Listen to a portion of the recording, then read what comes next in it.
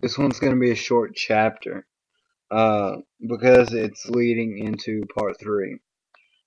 So let's go ahead and get started. Chapter 13, The Front Porch. The Torrance family stood together on the long front porch of the Overlook Hotel, as if posing for a family portrait. Danny in the middle, zippered into last year's fall jacket, which was now too small and starting to come out at the elbow. Wendy behind him with one hand on his shoulder, and Jack to his left, his own hand resting lightly on his son's head. Mr. Ullman was the step below them, buttoned into an expensive-looking brown mohair overcoat. The sun was entirely behind the mountains now, edging them with gold fire, making the shadows around them look long and purple. The only 3 vehicles left in the parking lots were the hotel truck, Ullman's Lincoln Continental, and the battered Torrance VW. You got your keys then, Ullman said to Jack.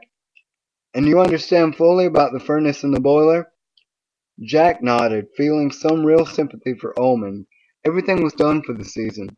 The ball of string was neatly wrapped up until next May 12th, not a day earlier or later, and Ullman, who was responsible for all of it, and who referred to the hotel in the unmistakable tones of infatuation, could not help looking for loose ends. I think everything is well in hand, Jack said. Good. I'll be in touch. But he lingered for a moment, as if waiting for the wind to take a hand and perhaps gust him down to his car. He sighed. All right, have a good winter, Mr. Torrance. Mrs. Torrance. You too, Danny. Thank you, sir, Danny said. I hope you do too. I doubt it, Ullman repeated, and he sounded sad.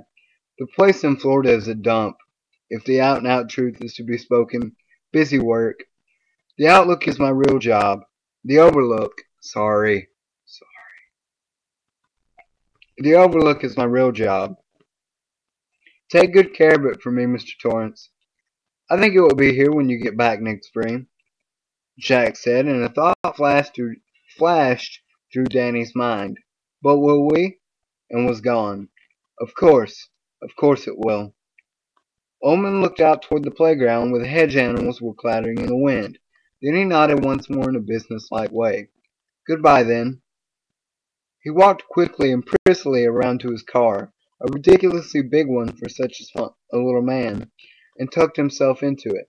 The Lincoln's motor purred into life, and the taillights flashed as he pulled out of his parking stall. As the car moved away, Jack could read the small sign at the head of the stall. Reserved for Mr. Ullman, manager. MGR, manager. Right, Jack said softly. They watched until the car was out of sight, headed down the eastern slope.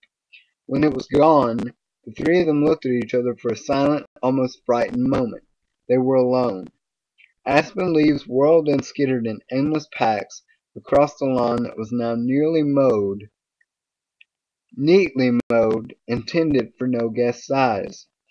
There was no one to see the autumn leaves still across the grass but the 3 of them. It gave Jack a curious shrinking feeling, as if his life force had dwindled to a mere spark, while the hotel and the grounds had suddenly doubled in size and became sinister, dwarfing them with sullen, inanimate power. Then Wendy said, Look at you, Doc. Your nose is running like a fire hose. Let's get inside. And they did, closing the door firmly behind them against the restless whine of the wind. I'll be right back with part 3 and chapter 14. Like I said, very short chapter.